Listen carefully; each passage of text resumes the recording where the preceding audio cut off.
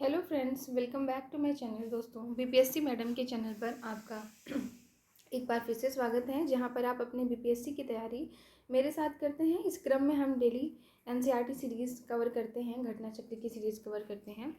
तो Cosmos one liner series, जिसकी video आपको मॉर्निंग में देखने को मिलती है, इसमें हमने कल सुप्रीम कोर्ट तक कवर किया था और आज हम राज्य विधानमंडल से स्टार्ट करते हैं। तो चलिए ज़्यादा बातें नहीं करेंगे, शुरू करते हैं। भारत में राज्य विधानमंडलों का उच्च सदन कौन सा है? विधान परिषद। राज्यों के वित्तीय लेखों पर कौन नियंत्रण रखता है? तो ये सीएजी यानी कि नियंत्रक एवं महालेखा परीक्षक। इंपॉर्टेंट है। राज्य में उच्च सदन विधान यानी कि विधान परिषद की स्थापना या समाप्ति संबंधित राज्य की विधानसभा द्वारा पूर्ण बहुमत से पारित प्रस्ताव और संसद द्वारा साधारण बहुमत से पारित प्रस्ताव के द्वारा की जाती है। विधान परिषद यानी कि लेजिस्लेटिव काउंसिल किसी साधारण विधेयक को अधिकतम कितने समय तक रोक सकती है? तो 4 माह। ये भी डबल स्टार क्वेश्चन है। नेक्स्ट है, विधानसभा के सदस्यों की निर्हरताओं यानी डिसक्वालिफिकेशन से संबंधित प्रश्नों पर अंतिम निर्णय किसके द्वारा लिया जाता है? तो ये राज्यपाल के द्वारा लिया जाता है। विधानसभा का सदस्य निर्वाचित होने के लिए न्यूनतम आयु 25 वर्ष है। विधानसभा के विघटन के पश्चात उसका अध्यक्ष अधिकतम 6 माह के समय तक अपने पद पर बना रह सकता है। राज्य सरकार के मंत्रियों के वेतन एवं भत्तों का निर्धारण किसके द्वारा किया जाता है? तो राज्य विधानसभा के द्वारा किया जाता है। वर्ष 1956 में कितने पुनर्गठित राज्यों में द्विसदनीय विधानमंडल थे? 5। प्रथम महिला मुख्यमंत्री भारत की किस राज्य में बनी थी? उत्तर प्रदेश। इनका नाम सुचेता कृपलानी था। 1963 से 67 तक थी। राज्य मंत्रिपरिषद से संबंधित कुछ इंपॉर्टेंट आर्टिकल्स हैं। 163 राज्यपाल को सलाह एवं सहायता के लिए मंत्रिपरिषद के गठन का प्रावधान। 164 राज्य के मंत्रिमंडल का सामूहिक उत्तरदायित्व विधानसभा के प्रति। 166 राज्य सरकार के कार्य का संचालन। और 167 राज्यपाल के सूचना प्रदान करने का मुख्यमंत्री का कर्तव्य। दोस्तों, आपको ये बात बता दूं कि ये जो आपकी बुक है जिसका आप अभी देख रहे हो डिस्कशन, कॉस्मोस एनसीईआरटी 6 to 12, तो आप सबको पता ही होगा कि किसी भी परीक्षा में एनसीईआरटी बुक्स का कितना बड़ा रोल है। एंड बिलीव मी गाइस कि ये बुक इतनी अच्छी, इतनी इम्पॉर्टेंट, इतनी रेलिवेंट है कि मैं आपको क्या ही बताऊं। मतलब पिछली बार का मैंने जो बीपीएससी बिहार पीसीएस दिया था, सिर्फ मेरे पास टाइम नहीं था, मतलब अचानक ही सोचा, क्योंकि मेरी यहाँ पे बिहार टीचर की जॉब लगी हुई है, तो अब बिहार में थी तो सोचा कि चलो बिहार पीसीएस देकर देखते हैं, जस्ट देखने के लिए सोचा था। और इस बुक को और प्लस मैंने खान सर और एडिटोर का करंट अफेयर देखा था, और इसमें से लगभग 60 to 70% क्वेश्चंस कवर हुए थे, और मेरा मतलब प्री जो है वो क्वालिफाई हो गया। मेंस दिया है, हालांकि उसका भी रिजल्ट अवेटेड है। तो हालांकि मेंस उतना अच्छा नहीं हो पाया, यानी कि उसके जो न्यूमेरिकल्स वाले क्वेश्चंस थे, बाकी जीएस पार्ट अच्छा हुआ था। तो खैर, मैं आपसे ये बताना चाहती हूँ कि ये जो बुक है ये बहुत ही ज़्यादा इम्पॉर्टेंट है आपके लिए। किसी भी परीक्षा में अगर पीसीएस की परीक्षा में इससे इतने ज़्यादा क्वेश्चंस आ रहे हैं, तो फिर बीपीएससी से रिलेटेड जितने भी एग्ज़ाम्स हैं उन सबके लिए ये रामबाण है, और आप ये कम समय में ही कवर कर सकते हो। अगर आपके पास टाइम है तो जो भी टॉपिक पढ़ाती हूँ इसको आपके पास जो भी बुक है उससे अच्छे से एक बार पढ़ के फिर आया करो, और यहाँ पर आप क्विक रिवीजन करोगे तो आपके लिए बहुत ही अच्छा होगा। और अगर टाइम नहीं है तो जस्ट इस बुक को कवर करो, प्लस आप घटना चक्र की सीरीज़, जो कि उसकी वीडियो भी आपको दोपहर में मिल जाती है, इन दोनों को सॉल्व करो। इतना आपका स्टैटिक जीके के लिए इनफ होगा। नेक्स्ट, भारतीय संविधान के किस अनुच्छेद के अंतर्गत विधानसभा को विधान परिषद का सृजन एवं उससे समाप्त करने का अधिकार प्राप्त है? आर्टिकल 169। राज्य की विधानसभाओं में सदस्यों की संख्या किस अनुच्छेद में निर्धारित की गई है? आर्टिकल 170। राज्य विधानसभा के निर्वाचन का संचालन कौन करता है? भारत का निर्वाचन आयोग। राज्य विधान परिषद को भंग नहीं किया जा सकता, परंतु इसे समाप्त किया जा सकता है, ये ध्यान रखेंगे। भारत के किस राज्य में नागरिक संहिता लागू है? तो गोवा में, प्लस उत्तराखंड में भी। राज्य का विधानसभा अध्यक्ष अपना त्यागपत्र किसे सौंपता है? अच्छा, तीसरे नंबर का कौन है ये कमेंट करके बताइए। उपाध्यक्ष को। अब यहाँ पर विधानसभा में सदस्यों की संख्या, राज्य और सदस्य दिए गए हैं, तो इनमें से कुछ वैसे तो कई पूछ लेता है, कुछ भी पूछ सकता है, लेकिन जो ज़्यादा आपके इम्पोर्टेंट हैं हम उनको देख लेंगे, ठीक है। तो जैसे बिहार की परीक्षा है तो बिहार देख लेते हैं, 243 हो जाएगा। इसके बाद बिहार से सटे झारखंड 81। उसके बाद आपका अभी मेघालय चर्चा में था तो 60। यहाँ से उत्तर प्रदेश 403, पश्चिम बंगाल 294। इधर से उत्तराखंड देख लेंगे, उत्तराखंड में 70 है और गोवा, ठीक है, यूसीसी की वजह से। और इधर से गुजरात 182, देन मध्य प्रदेश 230। तो इतना तो आपको देख के ही जाना है। नेक्स्ट है केंद्र शासित प्रदेश में दिल्ली का 70, पुडुचेरी का 30, ये इंपॉर्टेंट है। नेक्स्ट, मुख्यमंत्री की सलाह पर राज्यपाल द्वारा मंत्रियों की नियुक्ति की जाती है और ये राज्यपाल के प्रसाद प्रयत्न कार्य करते हैं। अब नेक्स्ट टॉपिक है हाई कोर्ट यानी कि उच्च न्यायालय। अंडमान एवं निकोबार द्वीप समूह किस उच्च न्यायालय के क्षेत्र अधिकार के अंतर्गत आता है? तो ये कलकत्ता उच्च न्यायालय के। ये भी इम्पॉर्टेंट है, ध्यान में रखेंगे।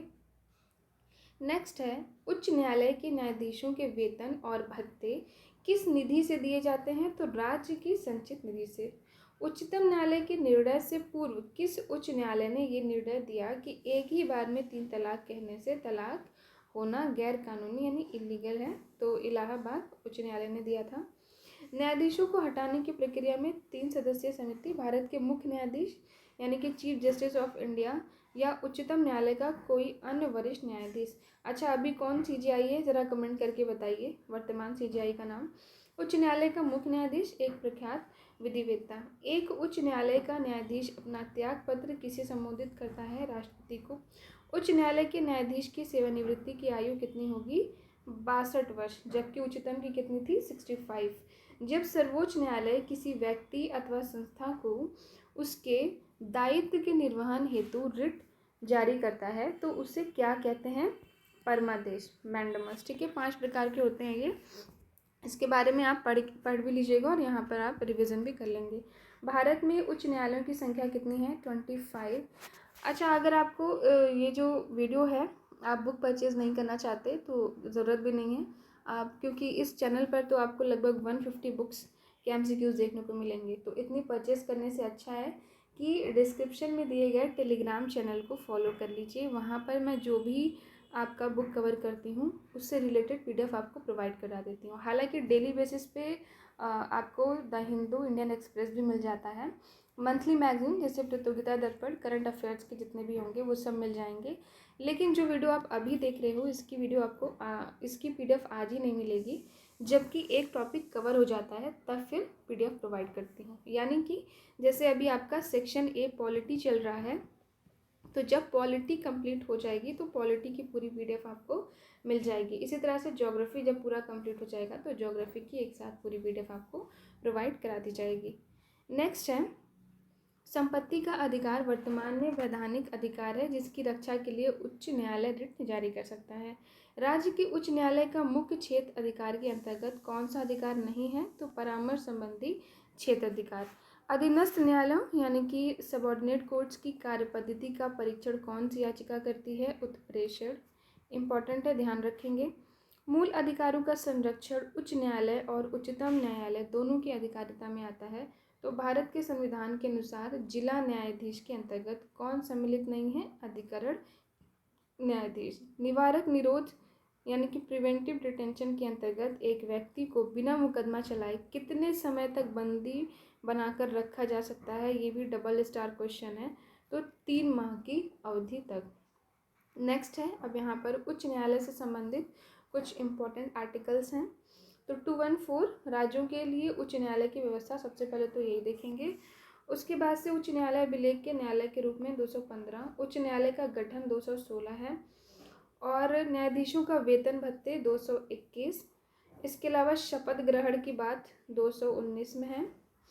नेक्स्ट, अतिरिक्त एवं कार्यवाहक न्यायाधीशों की नियुक्ति 224। उसके बाद ये डबल स्टार है, उच्च न्यायालयों में सेवानिवृत्त न्यायाधीशों की नियुक्ति 224A, मोस्ट इम्पॉर्टेंट है। नेक्स्ट है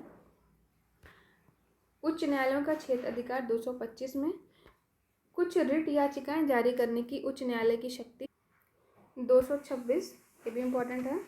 देन 226A आर्टिकल 226 के अंतर्गत केंद्रीय अधिनियमों की संवैधानिक वैधता पर विचार नहीं किया जाना, यानी कि निरस्त। नेक्स्ट 228 उच्च न्यायालय में कुछ मामलों का स्थानांतरण। 228A राज्य अधिनियमों की संवैधानिक वैधता से संबंधित प्रश्नों के विस्तारण के लिए विशेष प्रावधान। देन 229 पदाधिकारी तथा सेवक एवं उच्च न्यायालयों के व्यय। उच्च न्यायालयों का क्षेत्र अधिकार। 231 दो या अधिक राज्यों के लिए एक साझे उच्च न्यायालय की स्थापना। तो ये कुछ इंपॉर्टेंट आर्टिकल्स हैं। उच्च न्यायाधीशों के न्यायाधीशों को पेंशन भारत की संचित निधि यानी कंसोलिडेटेड फंड ऑफ इंडिया से दिया जाता है। नेक्स्ट उच्च न्यायालय पीठ की अवस्थिति एवं क्षेत्र अधिकार। तो उच्च न्यायालय का इधर स्थापना वर्ष है, इधर क्षेत्र अधिकार है, मुख्य और खंडपीठ है। जैसे कि कुछ इंपॉर्टेंट को देख लेंगे, जैसे कि कोलकाता, तो 1862 में, ये मोस्ट इम्पॉर्टेंट है। ठीक है, इसका क्षेत्र अधिकार कहाँ कहाँ है? पश्चिम बंगाल, अंडमान निकोबार द्वीप समूह, मोस्ट इम्पॉर्टेंट है, इसको जरूर ध्यान रखेंगे। और इसका मुख्य पीठ या खंडपीठ तो कोलकाता पोर्ट ब्लेयर में खंडपीठ है। नेक्स्ट मद्रास का देख लेते हैं, 1862 तमिलनाडु और पुडुचेरी मद्रास। देन इलाहाबाद 1866 उत्तर प्रदेश प्रयागराज लखनऊ में खंडपीठ। पटना का मोस्ट इम्पॉर्टेंट है, पूछा भी गया था पिछली बार, तो 1916 में इसकी स्थापना हुई थी, बिहार में पटना। ठीक है, कोलकाता का ईयर और पटना का ईयर जरूर याद रखेंगे। नेक्स्ट है मध्य प्रदेश, तो 1956 जबलपुर, इंदौर और ग्वालियर में खंडपीठ है। देन गुवाहाटी 1948 असम, नागालैंड, मिजोरम और अरुणाचल प्रदेश। गुवाहाटी, कोहिमा, इम्फाल और अगरतला में खंडपीठ। नेक्स्ट केरल 1956 केरल और लक्षद्वीप, एर्नाकुलम, कोच्चि, ये इम्पोर्टेंट है। इधर से दिल्ली 1966।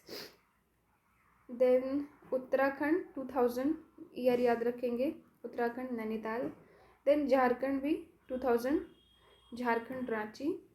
And then Meghalaya 2013, Meghalaya Shillong. और इधर से त्रिपुरा 2013, त्रिपुरा अगरतला। ठीक है, तो इतना आपको ध्यान में रखना है। 7 केंद्र शासित प्रदेश विभिन्न राज्यों के उच्च न्यायालयों के अंतर्गत आते हैं। विशेष 6 उच्च न्यायालय इलाहाबाद, बॉम्बे, गुवाहाटी, मध्य प्रदेश, मद्रास और राजस्थान की खंडपीठ है। केवल कर्नाटक उच्च न्यायालय मुख्य पीठ बेंगलुरु की 2 सर्किल खंडपीठ, धारवाड़ और गुलबर्ग। तो ये इतना नहीं ध्यान देना है। अब नेक्स्ट है इलाहाबाद। यहाँ से आपको 2 चीज़ें जरूर याद रखनी है, कोलकाता की और पटना की। ठीक है, क्योंकि कोलकाता फर्स्ट है और पटना तो बिहार से रिलेटेड है, इसलिए इन 2 पे आपको ज़्यादा फोकस करना है। इलाहाबाद उच्च न्यायालय गठन कब हुआ था? तो वर्ष 1866 में। न्यायालय में कार्यवाही लंबित होने की दशा में लागू की जाती है प्रतिषेध, प्रोहिबिशन। उच्च न्यायालय की अधीक्षण शक्ति में सैन्य न्यायालय कोड यानी कि मिलिट्री कोड शामिल नहीं है। नागरिकों के मूल अधिकारों से जुड़े मामले उच्च न्यायालय की किस अधिकारिता के अंतर्गत आते हैं? तो मूल अधिकारिता के अंतर्गत आते हैं। उच्च न्यायालय की प्रथम महिला न्यायाधीश अन्ना चंडी थी तथा प्रथम महिला मुख्य न्यायाधीश लीला सेठ थी, ये भी ध्यान रखेंगे। अब कल आप केंद्र राज्य संबंध पढ़ेंगे, तो अगर आपके पास जो भी बुक हो पॉलिटी की, इसके आगे से आप 2-3 टॉपिक पढ़ के आइएगा ताकि रिवीजन करने में आपको आसानी हो। तो आज के लिए इतना ही। Thank you so much for watching my video. Have a nice day.